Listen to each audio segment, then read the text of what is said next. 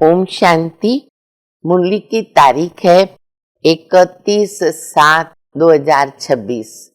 बाबा मुरली का सार बता रहे। मिठे बच्चे, शिव बाबा को यह भी लालसा नहीं कि बच्चे बड़े होंगे हमारी सेवा करेंगे। वह तो कभी बूढ़ा होता नहीं, बाबा तो कभी वृद्ध होते नहीं। बाबा है निष्काम सेवाधारी। कल भी बाबा ने बताया, तो बाबा कहते मैं हूं निष्काम सेवाधारी। प्रश्न है, भोलानाथ शिव बाबा हम बच्चों का ना बहुत बड़ा ग्राहक है। देखो कैसे बाबा बता रहे, भोलानाथ शिव बाबा हम बच्चों का बहुत बड़ा ग्राहक है। कैसे? उत्तर है, बाबा कहते मैं इतना भोला ग्राहक हूं जो तुम्हारी सब पुरानी चीजें खरीद लेता हूं और रिटर्न में सब नई नई चीजें देता हूं। हो गया ना भोला बाबा। तुम कहते हो बाबा ये तन मन धन सब आपका है, तो उसके एवजे में तुम्हें ब्यूटीफुल तन मिल जाता है और अथाह धन भी मिल जाता है। मुरली का गीत भी समझ गए होंगे बाबा के भोले शब्द से।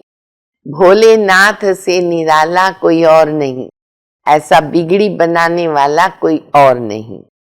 बाबा कहते कि ये जो गीत है वो तो भक्ति मार्ग के हैं, भक्ति में बनाए हैं, पर इसका अर्थ सही रीति से बाबा हमें समझाते हैं, क्योंकि शिव बाबा है भोलानाथ।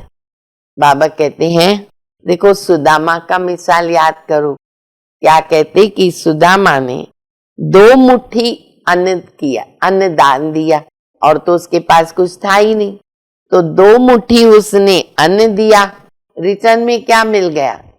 सोने के महल मिल गए। तो बाबा भारतवासियों को ना हीरे जवाहरातों के महल देते, क्योंकि भारत गरीब है, हम बच्चे गरीब निवास के बच्चे हैं, हम बाबा को क्या देते? तो बाबा रिटर्न में हीरे जवाहरात के महल देते हैं।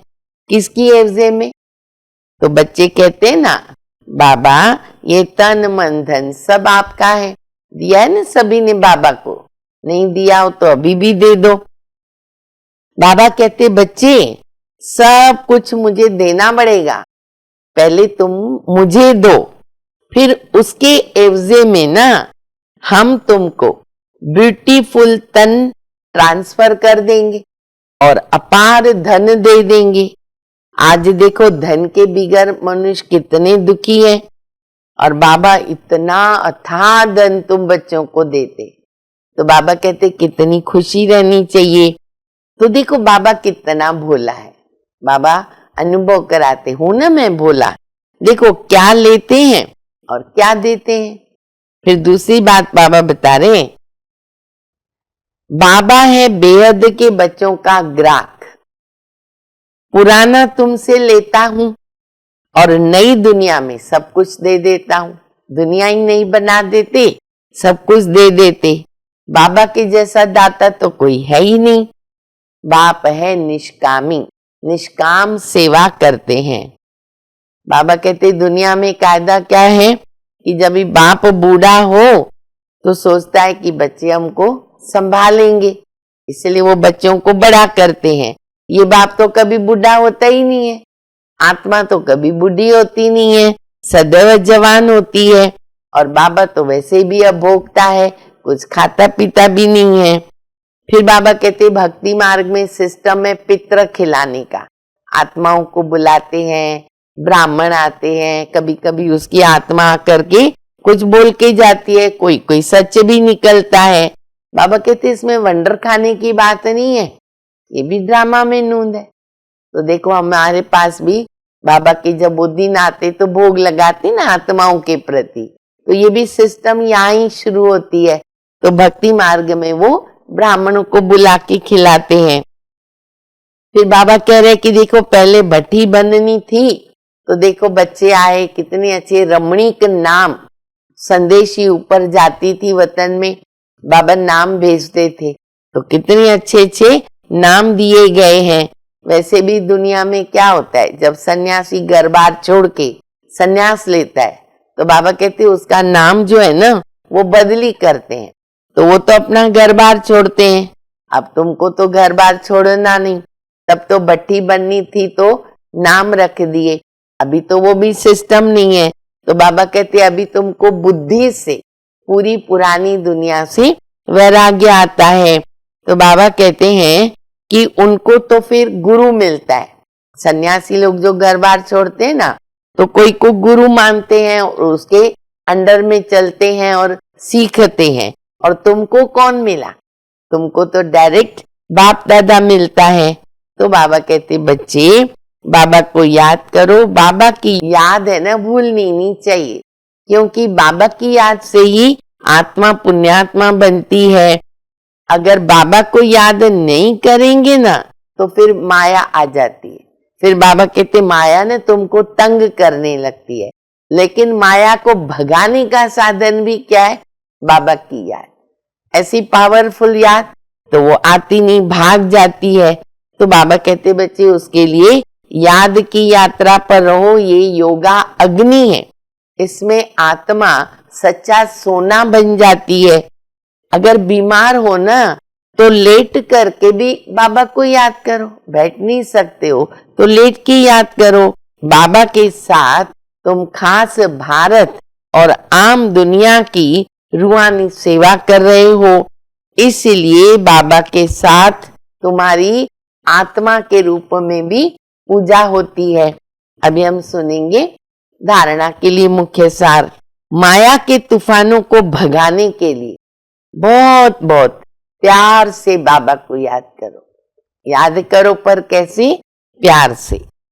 आत्मा को योगा अग्नि से सच्चा सोना बनाना है।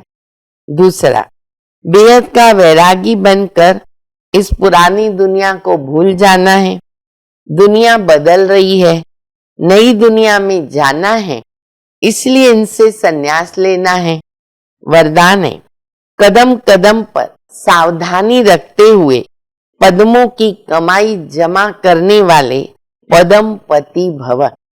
बाप बच्चों को बहुत ऊंची स्टेज पर रहने की सावधानी देते, इसलिए अभी जरा भी गफलत करने का समय नहीं है। अब तो कदम कदम पर सावधानी रखते हुए कदम में पद्मों की कमाई करते पद्मपति बनो। जैसा नाम है पद्मा पद्म भाग्यशाली, ऐसे कर्म हो। एक कदम भी पद्म की कमाई के बिगड़ न हो तो बहुत सोच समझकर श्रीमत के प्रमाण हर कदम उठाओ। श्रीमत में मन मत मिक्स नहीं करो। स्लोगन है, मन को ऑर्डर के प्रमाण चलाओ तो मन मना भव की स्थिति स्वतः ही हो जाएगी। अव्यक्त इशारा, ज्वाला स्वरूप स्थिति में रहकर शक्तिशाली याद का अनुभव करो। याद को शक्तिशाली बनाने के लिए विस्तार में जाते सार की स्थिति का अभ्यास कम न हो। विस्तार में सार भूल न जाए। खाओ पियो सेवा करो, लेकिन न्यारापन नहीं भूलो। साधना माना शक्तिशाली याद, निरंतर बाबा के साथ दिल का संबंध। साधना इसको नहीं कहते कि सिर्फ योग में बैठ गए, लेकिन जैसे शरीर से बैठते हो वैसे दिल मन बुद्धि एक बाबा की तरफ बाबा के साथ साथ बैठ जाए। ऐसी एकाग्रता ही ज्वाला को प्रज्वलित करेगी। अच्छा, मीठे मीठे सिकिलदे बच्चों प्रति माता पिता बाप दादा का याद प्यार। Good morning. रूहानी बाप की रूहानी बच्चों को नमस्ते। हम सभी रूहानी बच्चों की रूहानी माता पिता बाप दादा को याद प्यार। गुड मॉर्निंग, नमस्ते नमस्ते, शुक्रिया बाबा शुक्रिया। ओम शांति।